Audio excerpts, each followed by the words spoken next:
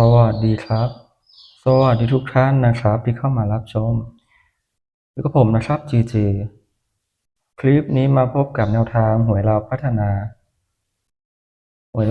เหมือนเดิม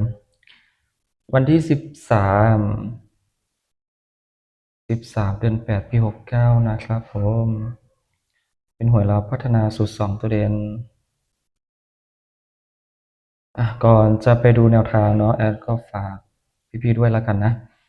ฝากกดไลค์กดติดตามกดกระดิ่งแจ้งเตือนไว้ด้วยนะครับนะเป็นกำลังใจให้กันด้วยเนาะถ้าพร้อมกันแล้วก็มาดูตัวเลขของวันนี้กันเลยครับผมสวัสดีครับสวัสดีทุกท่านนะครับที่เข้ามารับชมอยู่กับผมนะครับจีจีคลิปนี้เป็นแนวทางหวยเราพัฒนาสูตร2ตัวเด่นวันที่13 เดือน 8ปี69นะครับผม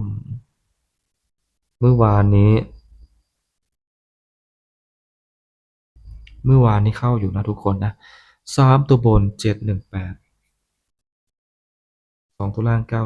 97เมื่อวานนี้ผมให้0 กับ 1ก็นั่นแหละเขาเป็นตัวกันฟันก็ฟันไม่ถูกนะ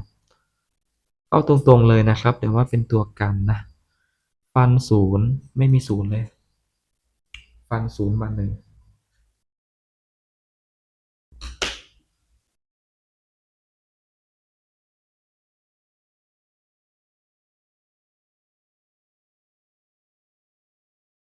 หวยลาวพัฒนานะครับเป็นงวดนี้เด่นงวดนี้ผมให้2นะ2 กับ 12 กับ 1นะครับ24 25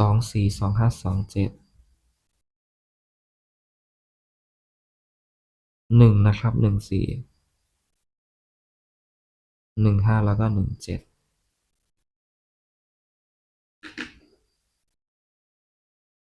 กันนะครับ26 1628แล้วก็20เลยละกัน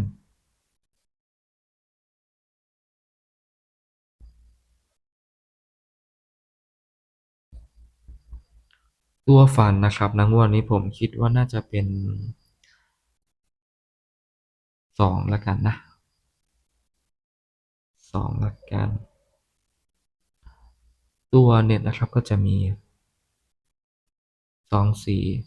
25 27แล้วก็15ละกันนะ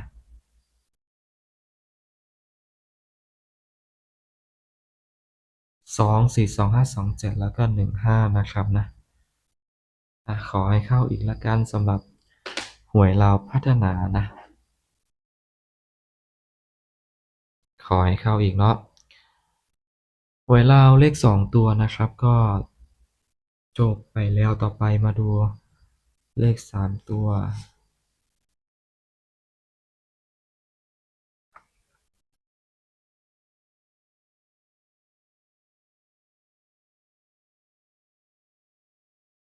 2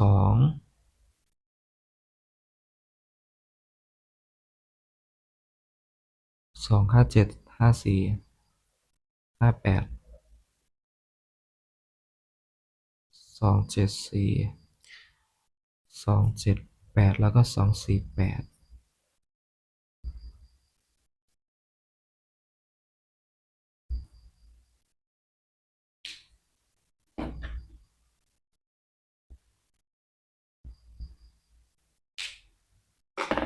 สำหรับลาวพัฒนานะครับจบไปแล้วฝากกดไลค์กดติดตามเป็นกำลังใจให้กันด้วยนะครับคลิปนี้ขอตัวลาไปก่อนนะครับสวัสดีครับ